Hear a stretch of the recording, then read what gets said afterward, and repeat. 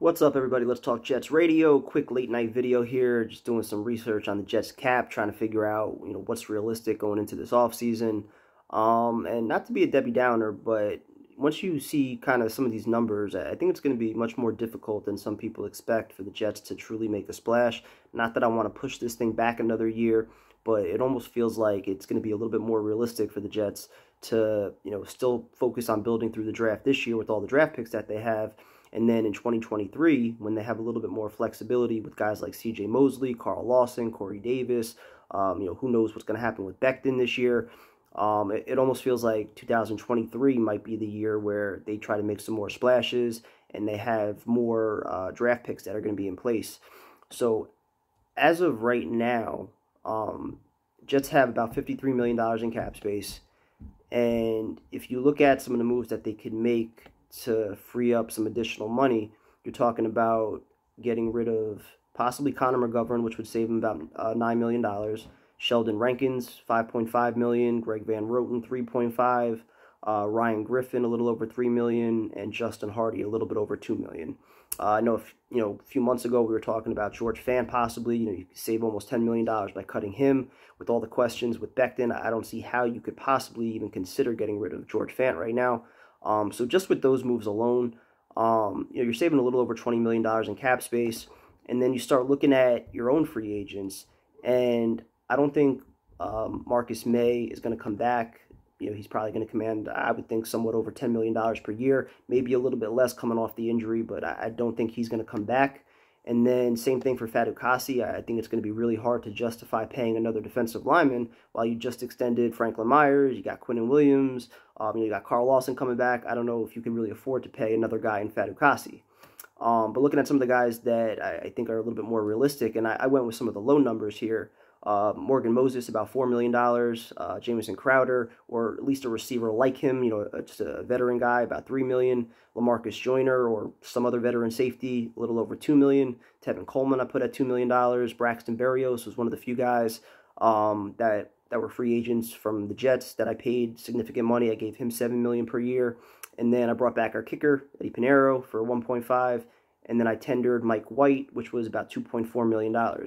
So with those moves, that puts the Jets at about $59 million in cap space. Now, if you want to throw Fatukasi in there, around like $5-6 million, which I don't think is realistic, and Marcus May, I know some people want to bring him back around $9 million, that would put the Jets at about $44 million in cap space. And on the surface, that sounds pretty good, right? You could still make a few splash moves. You can make some things happen. But when you really dig deeper into it, that's almost nothing, because the Jets right now have the second highest amount of cap space that's going to be allocated towards rookies, because they have 2 top 10 picks. They have 2 picks in the second round, and I believe it's 2 picks in rounds 4 and rounds 5. So a lot of their picks are coming very early in the draft. I believe they're only behind the Giants as far as the amount of cap space that's allocated towards their rookies. Giants a little over $20 million, Jets around 19.4. At least that's the estimates on over the cap. So you subtract the $19 million. There's no way to get to get around that unless you're wheeling and dealing some picks. You take away the $19 million, and then I always take away about $10 million as far as money that you're going to carry into the year. This year, I think they had about $15 million going into the season. Right now, the cap space for 2021 is listed at $12 million that they didn't spend. That rolls over into this year. So I think it was a few million dollars higher before the season started, since they did make moves for Shaq Lawson, Joe Flacco, and guys like that. And that's just something that the Jets have always done. They've always carried money into the season. So if you want to subtract $10 million for, whatever type of trade you want to make during the season, just to have some flexibility going into the year, plus the $19 million that you're spending on your rookie class, if you do bring back Marcus May and Fatukasi, that puts you at only $15 million in cap space for actual free agents. Now, if you want to take away May and Fatukasi, who I don't think are coming back, that still only puts you around $29-30 million in cap space. So for everybody that's talking about, signing Devontae Adams for $20 million a year, breaking the bank on a tight end, making multiple moves, I think it's going to be very difficult unless you find guys that you can restructure. And just going through the list of guys, I don't know where you're finding that additional money. Maybe C.J. Mosley, he's the biggest cap hit that you have at $17.5 million. Maybe you can find a way to restructure him. Maybe you extend Quinnen Williams, but I think that would probably up his cap number instead of lowering it, since he's only at $10.5 million. George Fant, maybe you can find an extension with him on the last year of his deal. But you got Corey Davis, whose cap number's at $13.6 million. Carl Lawson, who's at $15.3 million. Zach Wilson, he's at $8 million, which is fair, respectable. Becton's at only $5 million. But you don't really have a whole lot of money that I feel like you could really just throw around at guys, especially when it's still so early in the process. You're still trying to figure out a lot of what you have and what you don't have. And like I said at the beginning, it almost feels like 2023 is where we're going to have more answers as far as what all these draft picks are and what the team really, really needs at that point. So I think, unfortunately, we might have to lower our expectations going into free agency and still keep the emphasis on building through the draft, which is perfectly fine.